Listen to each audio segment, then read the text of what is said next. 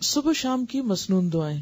جو شخص صبح شام 100 مرتبہ سبحان اللہ و بحمدہ پڑھے، یعنی صرف اتنا، تو اللہ تعالیٰ اس کے تمام گناہ معاف فرما دیں گے، اگرچہ سمندر کی جھاگ کے برابر ہو. اس کی عادت کیسے ڈال سکتے ہیں آپ؟ کیونکہ مصروف ہے نا سب، تو اتنا وقت تو نہیں ہوگا کہ جا نماز پہ بیٹھ کے 100 دفعہ پڑھ کے پھر اٹھیں. کوئی ایک خاص کام جو آپ کو روز کرنا ہے، تو اس خاص کام کے ساتھ آپ ایک خاص ذکر جو ہے وہ اپنا باندھ لیں.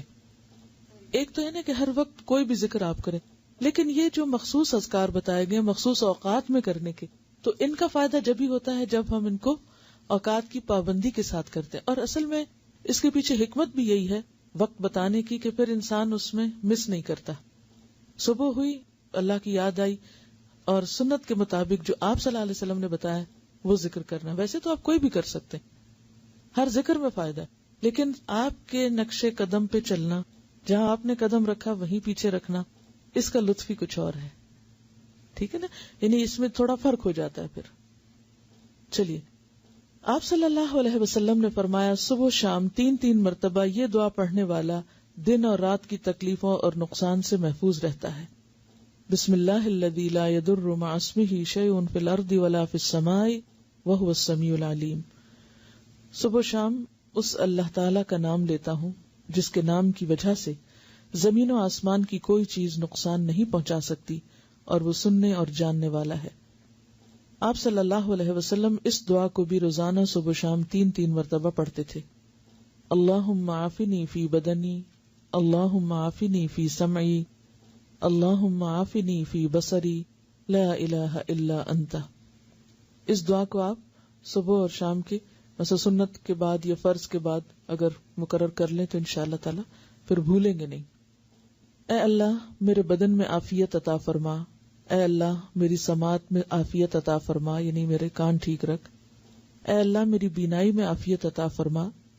آپ کے سوا کوئی بھی معبود نہیں ہے، کیونکہ انسان کی جسمانی صحت اس کی عبادت کے لیے، اس کے کام کاج کے لیے، فرائض کی ادائیگی کے لیے بہت ضروری ہے. تو آپ صلی اللہ علیہ وسلم 3 بار صبح اور شام یہ پڑھتے تھے. اب ویسے تو آپ ایک بار بھی پڑھ سکتے ہیں، لیکن اصل سنت کیا ہے؟ پھر 3 بار پڑھنا.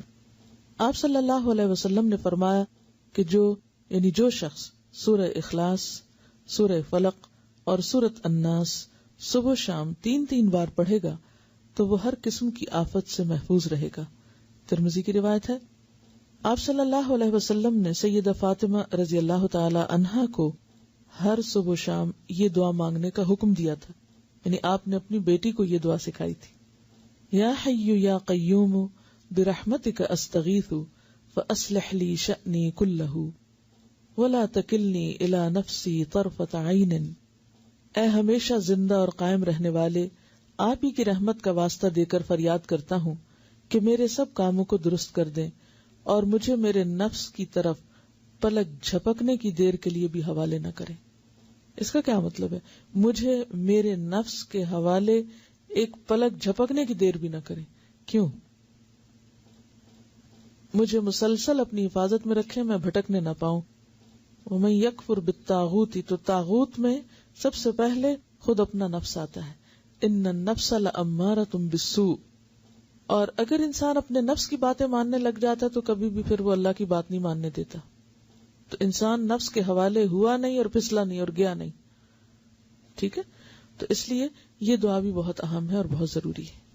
تو نفس کے حوالے ہونے کا مطلب کیا ہے؟ برائی کی طرف جانا.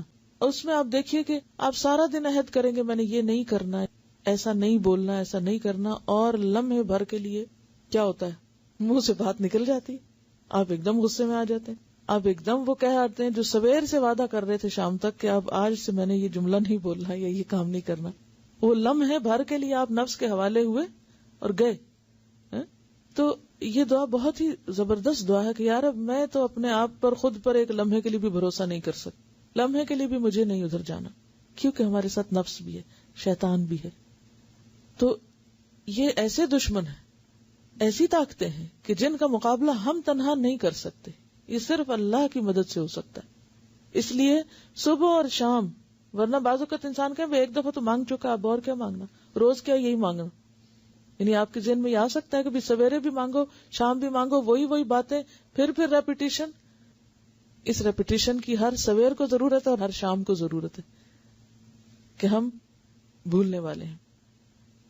پھر سید الاستغفار. آپ صلی اللہ علیہ وسلم نے فرمایا جس نے صبح و شام صدق دل سے سید الاستغفار کو پڑھا اور اسی دن یا رات فوت ہو گیا تو وہ جنت میں داخل ہوگا. اب آپ دیکھیں اللہ تعالیٰ نے بخشش کے کتنے سامان کیے ہیں. ایک چیز کر لو، دوسری کر لو، تیسری کر لو. یعنی یہی اس کی رحمت ہے کہ اس نے چھوڑا نہیں بھٹکنے کے لیے، یا اللہ بندوں پہ ظلم نہیں کرتا. لیکن اگر بندے خود ہی غفلت کے شکار رہیں اور کسی بھی چیز سے فائدہ نہ اٹھائیں تو پھر جبر نہیں کرتا اللہ تعالیٰ. سید الاستغفار یہ ہے: اللہم انت ربی لا الہ الا انت خلقتنی وانا عبدک وانا علی عہدک ووعدک ما استطعت اعوذ بک من شر ما صنعت ابوء لک بنعمتک علی وابوء بذنبی فاغفر لی فانہ لا یغفر الذنوب الا انت. اے اللہ، آپ ہی میرے رب ہیں، آپ کے سوا کوئی عبادت کے لائق نہیں. آپ نے مجھ کو پیدا کیا ہے اور میں آپ کا بندہ ہوں، اور میں اپنی طاقت کے مطابق آپ سے کیے ہوئے عہد اور وعدے پہ قائم ہوں. میں اپنے برے اعمال کے وبال سے آپ کی پناہ چاہتا ہوں. میں آپ کی نعمتوں کا اقرار کرتا ہوں، یعنی جو بھی آپ نے نعمتیں مجھ پر کی ہیں ان سب کا اعتراف کرتا ہوں، اور اپنے گناہوں کا بھی اعتراف کرتا ہوں. یعنی ایک طرف تو نے مجھے اتنا کچھ دیا اور دوسری طرف میرے گناہوں کے ڈھیر ہیں. آپ میرے گناہوں کو معاف فرما دیجئے، کیونکہ آپ کے سوا کوئی بھی گناہوں کو معاف نہیں کر سکتا. یعنی کسی انسان، کسی جن، کسی فرشتے کے اختیار میں نہیں کہ وہ بندے کے قصور معاف کر سکے. اصل معافی اللہ ہی کی طرف سے ہے.